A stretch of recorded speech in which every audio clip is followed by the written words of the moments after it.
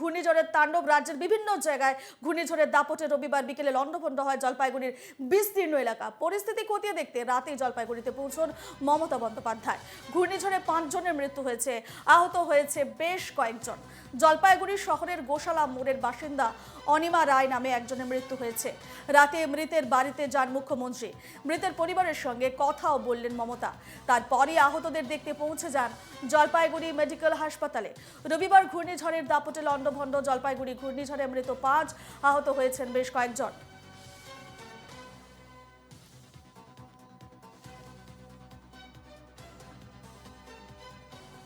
জলপাইগুড়িতে ঘূর্ণিঝড়ের দাপট এবং লণ্ডভণ্ড হয়ে গেছে জলপাইগুড়ির বিস্তীর্ণ এলাকা। পরিস্থিতি খতিয়ে দেখতে রাতে জলপাইগুড়িতে পৌঁছন মুখ্যমন্ত্রী মমতা বন্দ্যোপাধ্যায়।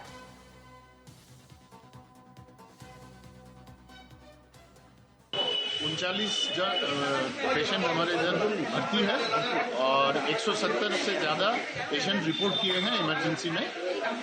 सब कुछ अभी हम लोग देखने के लिए अभी जो भी पेशेंट्स के लिए करना चाहिए ये हम लोग कर रहे हैं।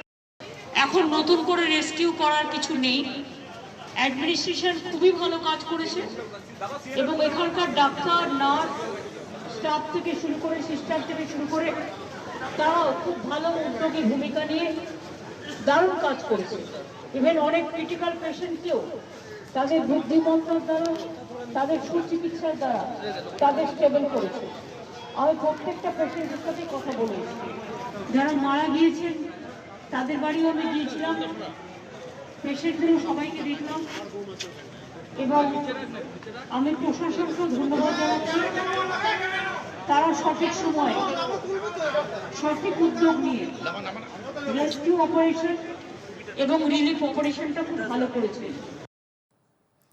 এ নিয়ে আমরা বিস্তারিত কথা বলবো। আমাদের সঙ্গে আমাদের প্রতিনিধি রয়েছেন সরাসরি পরিতোষ রায়। পরিতোষ, আমরা দেখিয়ে এসেছি প্রতিনিয়ত প্রতি মুহূর্তের ছবি আমরা দেখিয়ে এসেছি যে ঘূর্ণিঝড়ের দাপটে একেবারে লণ্ডভণ্ড হয়ে গেছে জলপাইগুড়ি এবং এই মুহূর্তে যে আপডেট আসছে 5 জনের ইতিমধ্যে মৃত্যু হয়েছে, সেখানের বর্তমান ছবিটা কি এবং হতাহতের কি খবর রয়েছে, আপডেট কি রয়েছে?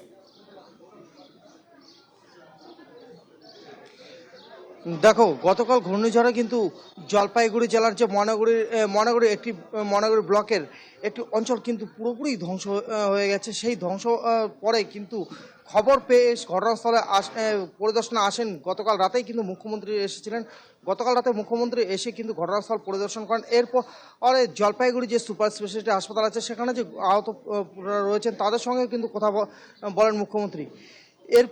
এরপরে সেখান থেকে কথা বলে তিনি কিন্তু চলে যান যেখানে রেস্কিউ করে রাখা হয়েছে এলাকাবাসীদের, সেখানে যান। সেখান থেকে তিনি জানিয়েছেন যে যেহেতু এখন ভোটের একটা প্রসিডিউর শুরু হয়েছে, যার কারণে কিন্তু তারা সরকারিভাবে কিছু সাহায্য করতে না পারলেও কিন্তু ভোটের পরে কিন্তু তাদের পাশে দাঁড়ানোর একটা আশ্বাস দিয়েছেন।